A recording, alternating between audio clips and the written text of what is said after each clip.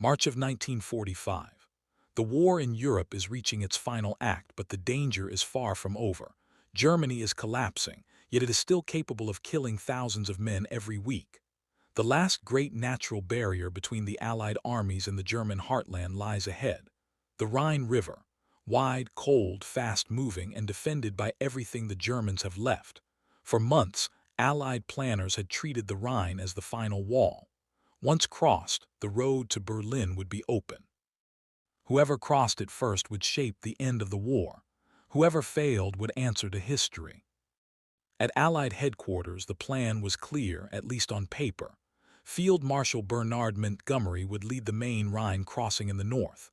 A massive, carefully choreographed operation involving airborne drops, overwhelming artillery, and methodical river crossings. It would be called Operation Plunder. It would be the biggest set-piece attack of the Western Front. Montgomery's moment, his crowning achievement. But while Montgomery prepared the perfect plan, George S. Patton was already moving. Patton had never believed in waiting. He believed in momentum. He believed in pressure. And above all, he believed that war rewarded speed more than perfection. As the Allied armies surged across western Germany in early March, Patton's Third Army was advancing faster than anyone expected. German units were retreating, surrendering, collapsing. Bridges were being blown, roads were clogged with refugees and shattered columns of soldiers. Yet Patton sensed something. The enemy was cracking. And cracks were meant to be exploited. At Supreme Headquarters, Dwight D. Eisenhower was juggling egos as much as armies. Eisenhower's greatest skill was not tactics, it was command. He had to manage Patton's aggression, Montgomery's caution, Bradley's steadiness, and the political realities of an alliance fighting on foreign soil. Eisenhower had promised Montgomery that the main Rhine crossing would be his. It was part military logic, part alliance politics. The British needed a symbolic victory. Montgomery demanded it. Patton knew all of this, and he didn't care. As Third Army raced eastward, Patton's intelligence officers reported something extraordinary. In Patton's sector, the Rhine was thinly defended. German units expected no immediate crossing. They assumed the Allies would wait for Montgomery's massive operation in the north. The river patrols were weak, the artillery coverage incomplete. The enemy was exhausted and confused. Patton didn't see a barrier, he saw an invitation. On the morning of March 22nd, while Montgomery was still rehearsing his grand assault, Patton stood near the Rhine at Oppenheim. The river flowed fast and cold, but it was not impassable. Without ceremony, without waiting for permission, Patton gave the order, "We're going across tonight." The crossing began quietly. Assault boats slipped into the river under cover of darkness. Engineers worked furiously. Infantry crossed first, securing the far bank. German resistance was disorganized and weak. By morning, American armor was rolling across pontoon bridges.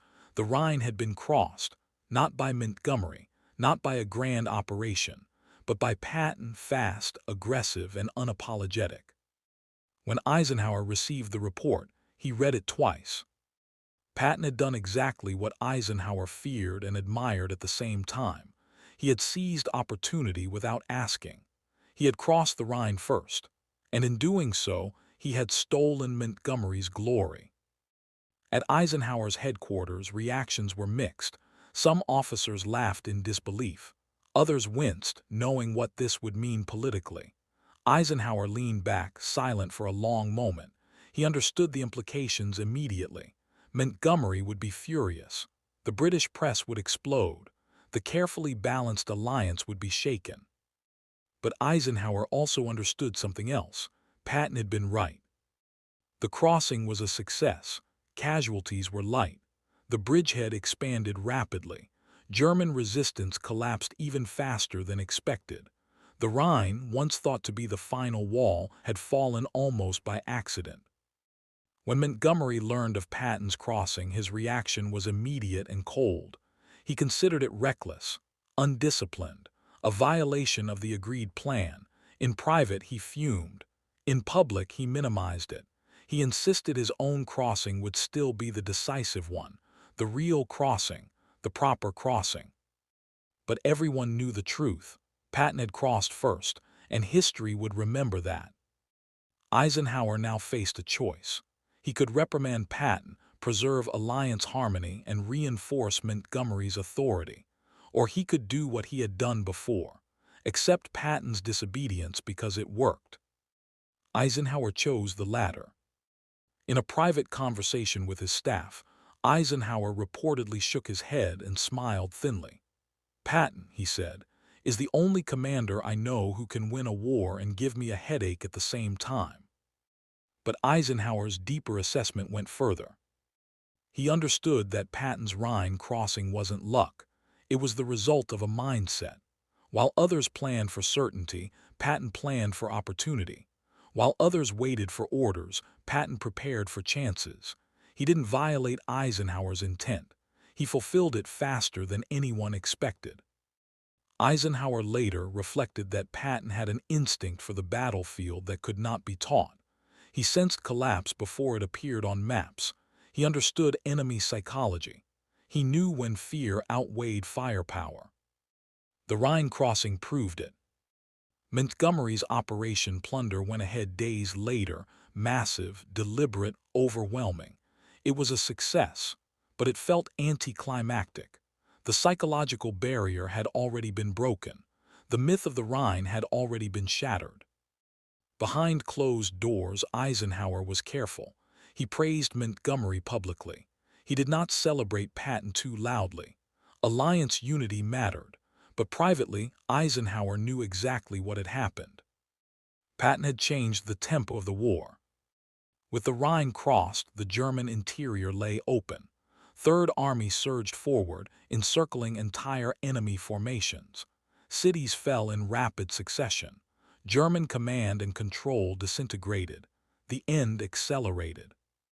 Patton's critics argued he had stolen glory. Eisenhower understood something more important. Patton had stolen time, time from the enemy, time that saved Allied lives. In later years, Eisenhower spoke candidly about Patton. He acknowledged the difficulties, the ego, the defiance, the constant political headaches. But when asked about battlefield performance, Eisenhower was clear. When Patton was unleashed, things happened fast. The Rhine crossing was a perfect example. It violated expectations. It embarrassed allies, it rewrote plans, and it worked. Eisenhower never publicly scolded Patton for Oppenheim. That silence spoke volumes. In his private papers, Eisenhower wrote that Patton possessed an unmatched ability to recognize decisive moments. The Rhine, he believed, was one of those moments. Waiting would have cost momentum. Acting preserved it. Montgomery would never forgive Patton for that crossing. Their rivalry, already intense, hardened permanently. But the war did not care about pride. It cared about results. And the result was clear. Germany's last defensive illusion had fallen. The Allies were no longer fighting to reach the heart of the Reich. They were racing through it. Patton, standing on the far bank of the Rhine, reportedly relieved himself into the river and declared he was glad to have crossed it. Crude, unprofessional, completely Patton. Eisenhower understood that too. Patton was not a symbol, he was a weapon, and weapons are not elegant, they are effective. When the war ended weeks later, Eisenhower would be remembered as the supreme commander who held the alliance together. Montgomery as the careful planner, Bradley as the steady hand. And Patton would be remembered as the man who never waited for history to catch up. When Eisenhower looked back on the Rhine, he did not see stolen glory. He saw decisive leadership. He saw the moment when aggression shortened the war. Patton had crossed first, and Eisenhower knew exactly what that meant. It meant the end was closer than anyone dared to admit.